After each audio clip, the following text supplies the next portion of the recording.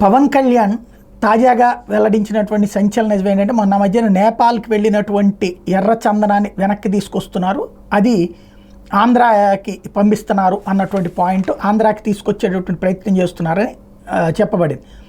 దాని మీదన ఇప్పుడు అసలు విషయం బయటపెట్టారు. ఆయన శేషాచలం అడవుల్లో కొట్టేసి అక్రమంగా తరలించిన ఎర్రచందనాన్నే నేపాల్ ప్రభుత్వం పట్టుకుంది. వైకాపా ప్రభుత్వంలో ఇక్కడి చెక్పోస్టులో పెదిరి రామచంద్రారెడ్డి ఆయన కుమారుడు మిథున్ రెడ్డి పేరు చెప్తే వదిలేశారు. కానీ నేపాల్ పోలీసులు వీళ్ళెవరో తెలియదు కదా, అక్కడ ఆపేశారు. ఆరా తెస్తే తిరుపతి నుంచి వచ్చాయని తేలింది. ఇప్పుడు ఆ ఫైల్ నా దగ్గరకు వచ్చింది. ఆ ఎర్రచందనాన్ని తీసుకురావడానికి కింద మీద పడుతున్నాం.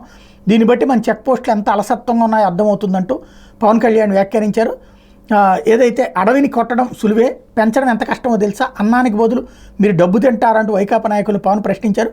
బియ్యం అక్రమ రవాణా మీద ఉక్కుపాదం మోపాలని, దీని వెనక సూత్రధారులు పట్టుకోవాలని మంత్రి నాదెళ్ల మనోహర్కి చెప్పినట్టు కూడా ఈ సందర్భంగా ప్రకటించారు.